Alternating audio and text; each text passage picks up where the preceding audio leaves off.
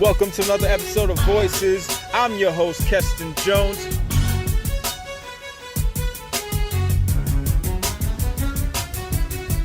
Visionaries offering information with clarity, expertise, and substance.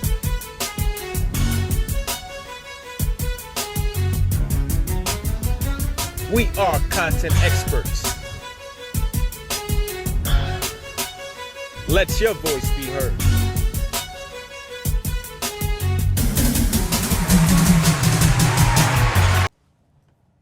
Welcome to another episode of Voices. Voices, visionaries offering information with clarity, expertise, and substance. And with me we have more than another special guest. We got quite a few special guests in the house, especially to talk about this particular subject, modern day slavery, the documentary.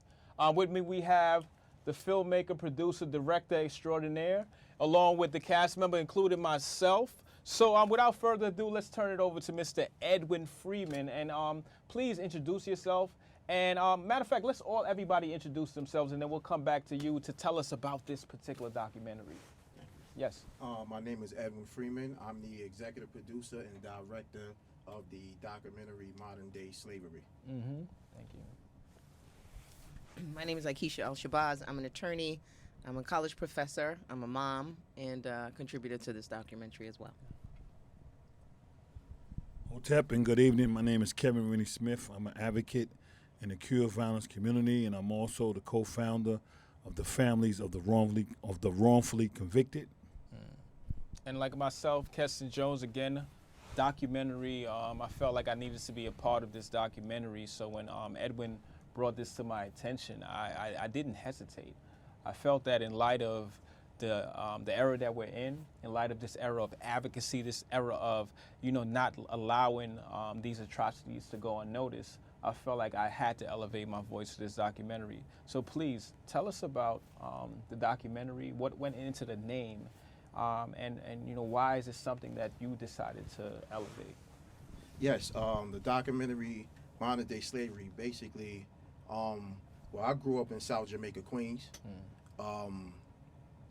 During the 80s, 90s, during the 90s was the Giuliani administration, which eventually turned to Bloomberg administration. And it was in my neighborhood, it was a constant aggression of police with like stop and frisk. Yeah. They was railroading a lot of my peers through the prison system, and just seeing that and going through that myself, growing up in the neighborhood. I began to look at that, and I decided that something needed to be done with it. So I chose myself being a filmmaker. I decided to use the medium of film to raise awareness and ultimately put pressure on the policymakers to affect change and change policy. Because it was a constant onslaught of people that look like me. Disproportionately. Absolutely, so, and for me, as someone who is well aware of that, someone who's worked and been a part in many in a few different areas of the criminal injustice system. Again, my words. I felt that this documentary was certainly needed. But why us? What was it about these individuals up here, including myself, that you felt that we needed to be a part of this particular story? Well, again, once I decided, to make the project, I knew I needed to assemble a team of heavy hitters. So I strategically chose, everybody that's involved who was already doing the work. Yeah. In a particular field, but as it pertained to, we want to say criminal justice reform. Yeah. So contact Ikiesha Al-Shabazz, Renny Smith, and yourself to participate and contribute to the project. Absolutely. I mean, important. One of the advocates in this field, his name is Glenn Martin, and he is known to have coined this term where those closest to the problem are often the ones closest to the solution, and then it's another part yet often furthest from resources in order to make these changes. And I think that us talking about this, us having our voices be elevated in particular about these particular areas is very important. So let's turn it over to Ikiesha, and please, what went into your decision to be a part of this documentary? Well, as you know already, I am a legal informationalist. I have a YouTube channel. I have a website. I'm on social media heavy. I had a video that went viral talking about Samir Rice. So I've been on the forefront of trying to inform people because I really do believe information is power. I know it sounds cliche, but it really can make the difference between whether or not your child spends the rest of his life in jail based on what you know. And so any vehicle that is designed to provide information to people that look like me, I'm going to be a part of that. Thank you. Really appreciate that. And Renny, please tell us why you decided to be a part of this. Basically, through my prison experience, I served 27 years in prison for a crime I did not commit. And when I was in prison, I began to see some of the things that was going on in terms of prison conditions. I realized that the reason why we call it modern day slavery is slave wages. When you're in prison, they give you slave wages for the job that you do.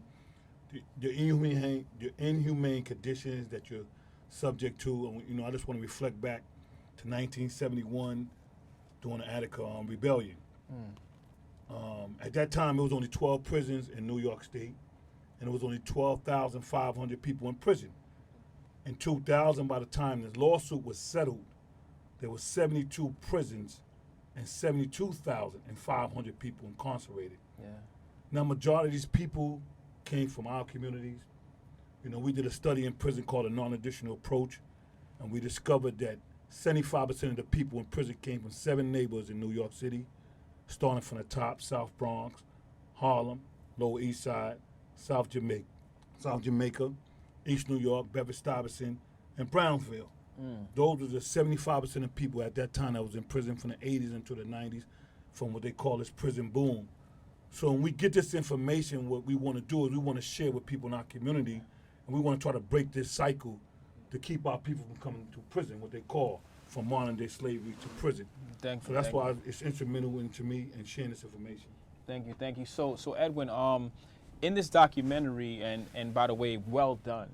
Really, I like the way the tone that you set and how you brought it from the beginning, and you talked about various episodes. What went into the information that you wanted to share? A lot of people, we hear about prison, and some of us in the community think that just because you went into prison, or just because you were found guilty, or just because you were incarcerated, you're a bad person. So what went into the different things that you wanted to share about this documentary? Tons of research, various laws. It just one of the particular things is like the 13th Amendment, which it says that basically you were free from slavery except for in the case of commission of a crime. And which is basically was like a loop. It was like they opened the door and then opened the window, ushering us, just put us right back into slavery. And like I said, that was part of the research, but also the research is I was always taught, young, to follow the money trail, but to look at it from an economic standpoint and see who was benefiting. And one of the things you raised in the documentary was how so many corporations are benefiting from us being incarcerated. We're talking about in California, they got firefighters that getting $1 a day, yet some can't working be for free, just working for free, but can't be a firefighter when they come home. And these various companies like Callcraft that are making chairs and soap and all these things for our community, but we're not being supported by that. $multi-billion a year. Absolutely, in our communities, Brownsville and these various areas where individuals are coming from. So in terms of ourselves on the panel, who else is in this documentary? Like, what other areas, whether it be law enforcement, whether it be, someone that is working in the community, what other areas of individuals? We have, in addition to you three, we have social justice advocate Kamel Ellis. We also have a retired New York State parole officer by the name of Ronald Stewart. A radio personality by the name of Benjamin Bowtie Ben. Bowtie Ben, and who else we have in here?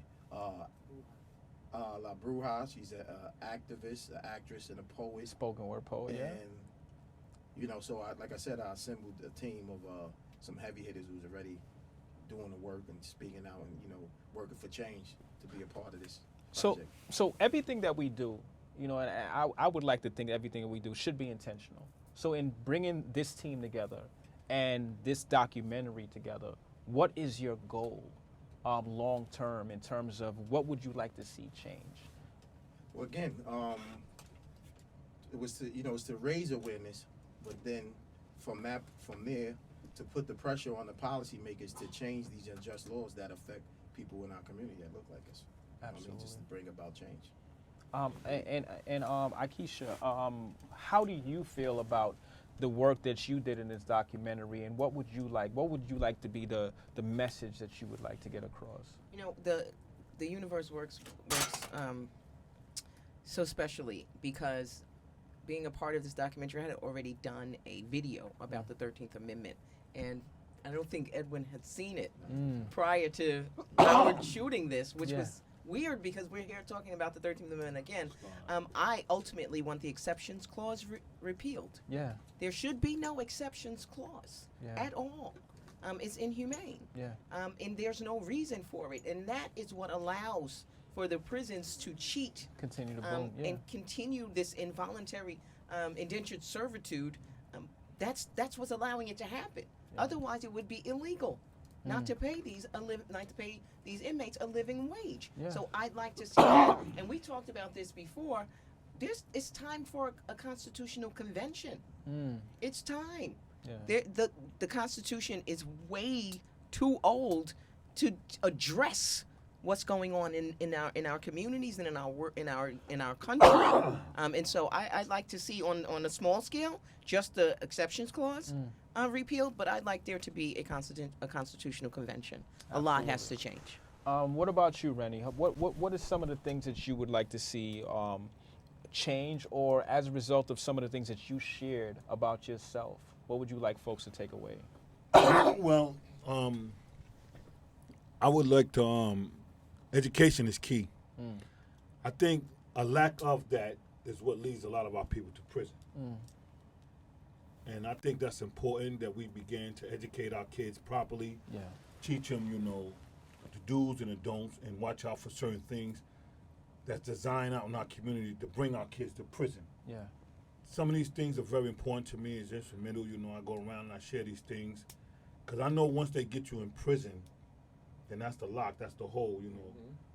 And then they can begin to discriminate against you in the future. Yeah. You know, little things like that. You know, I learned that when we was in prison that, you know, we was, like for instance, I might have been in Clinton Correction Facility. They was counting me as a resident outside that prison. Yeah. But I was unable to vote. So that's voting power being taken away from our community that need to be going in my community. So those are things that we worked on and we changed. You know what I'm saying? We need to get more involved with voting. Yeah. You know, mainly on a local level.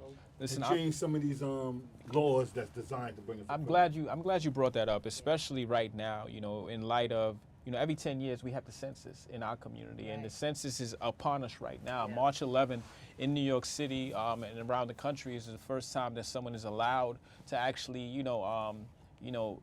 sign up and actually take the application. And then April 1st is a national rollout, and I think many of our communities need to be involved in that and let our voices be heard and let us be counted. Going back to you, Edwin, how can people watch this documentary? And tell us about any upcoming events that you have surrounding this documentary so people could come out and actually support it. Yes, the documentary is available for, it could be watched on our website, moderndayslaverymovie.com. It's also available on Amazon Prime Video and Tubi. And we have a screening on March 7th. Yes. From 1:30 to 4:30 at the Queens Public Library Central. That's in Jamaica, New York. And they could go, to that website and those platforms and check the film out. Absolutely, absolutely. So here, you heard it here, folks. Modern Day Slavery is a documentary. Very interesting topic. I'm not just saying that because I'm in it. But if you get a chance, please check it out. And if you're available in the New York City area, please check out the screening that's coming up again on March March 7th.